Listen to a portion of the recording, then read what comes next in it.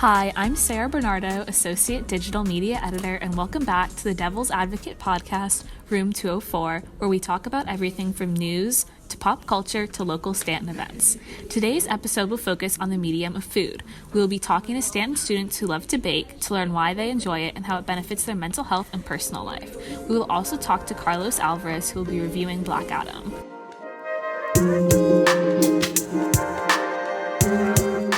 First, I am joined with Carlos Alvarez to talk about the new release, Black Adam. So, can you tell us a little bit about the movie and what your take on it was? Well, Black Adam is about this city Kahndaq, and essentially they have this champion at one point, like thousands of years ago, and then he goes away, and throughout this period it's kind of been rebuilt and progressively taken over by different, almost like puppet empires for different other governments. And so the plot of the film is Black Adam coming back to supposedly help stop the most recent invaders and imperialists. So what was your overall opinion of the movie? I think that while it has some redeeming qualities, I largely wasn't a fan. I think that there's something to be said about its visual style, though I don't think I can go too deep to call it anything notably important or substantially saving a lot of the film's downfall. But I think that in some regards it's visually interesting and it's fun. It's just that I feel like it has a very muddied thesis of what it's trying to say, and overall I think it's one of the lesser of DC's already somewhat flawed catalog of films. So this is Dwayne Johnson, he's out of the jungle. He's not an explorer in this one. What was your take on his performance? I don't think The Rock really plays anybody in his movies. I think he plays The Rock for the most part, just as different people. And he does that here. Notably, though, this isn't written for range. He's very much playing someone who, it's very much fish out of water, but it's also not very expressive. Which can be his brand at times, but I also think that he has range that they're not putting on display. Would you recommend this movie to others? I think it could be fun with friends. I don't think it's a great time by yourself, and there are definitely movies that I want to push the agenda for more, but it can be fun if you're invested in the DC films. But I don't know. I wouldn't specifically recommend it to someone if they were to just ask me what movie to see.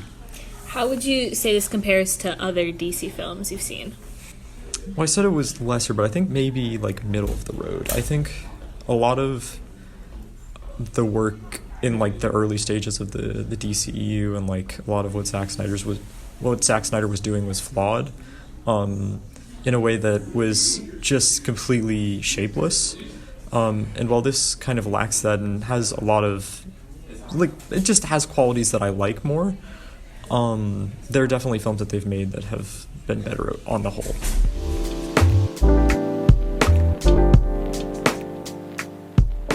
Today I'm joined with Fran Flores to talk about baking and how baking can act as a therapy.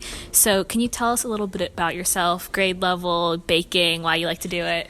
Okay, hi, my name is Fran. I'm in 10th grade, and baking is sort of a side hobby I do. I don't take too much time doing it, but whenever I have free time, I love doing it because it's I don't exactly do it just for my benefit, but I like to think about how I'm giving these goods away as well, because I don't bake just for myself, but I bake for the sake of others as well. And just seeing how happy they get whenever I just bring in cookies or brownies to school, and how they just, I don't know, they all just scamper up and they're just immediately wanting these kind of baked goods, and it just seeing so happy they are about it, it kind of just motivates me to bake in a way, I guess.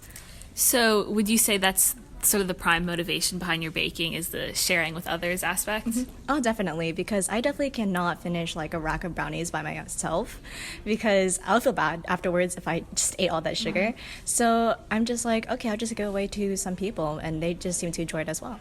So what's the baking process for you? Is that sort of a therapeutic thing? Do you enjoy that aspect of it?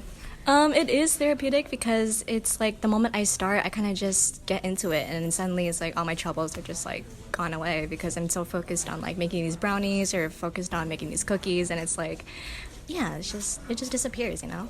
Okay, the big question, what is the best thing to bake? The best thing to bake, honestly, it's kind of basic, but cookies, because it's like there's so many varieties of them, and it's like, it really, since there's so many varieties, it's like you can experiment with them every time. You can make like chocolate chip or like white chocolate chip or something, or just like macadamia or like snickerdoodle. Each process is different, and so that's adds a bit of challenge to it as well. So you get to experience different flavors, but also different processes at the same time. All right, thank you.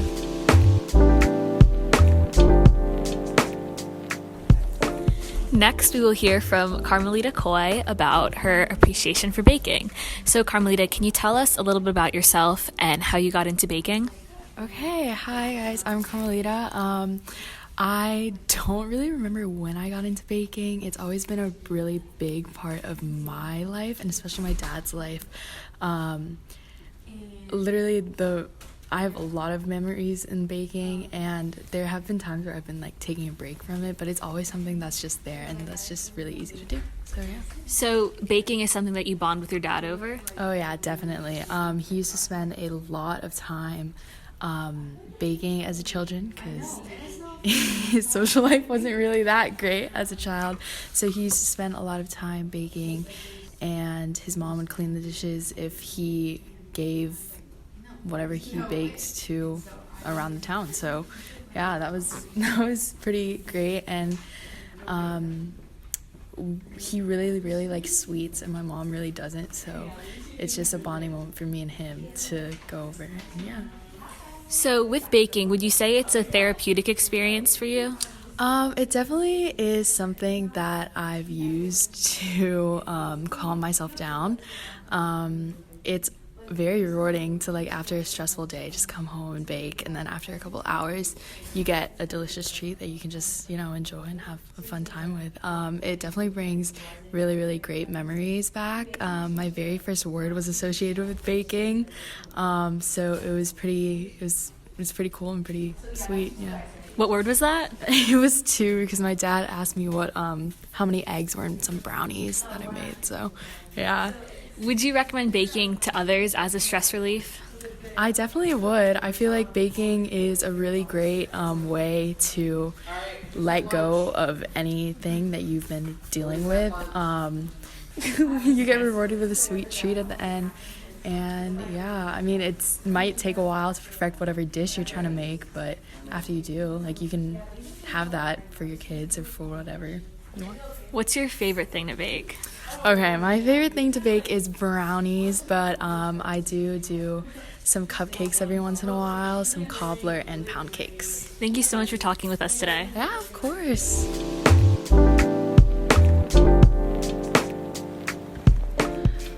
I'm podcast engineer Rowan Kirshner, and I'm going to be the host for this segment. Today I'm here with Adrian Fabregar to talk about baking. Hi.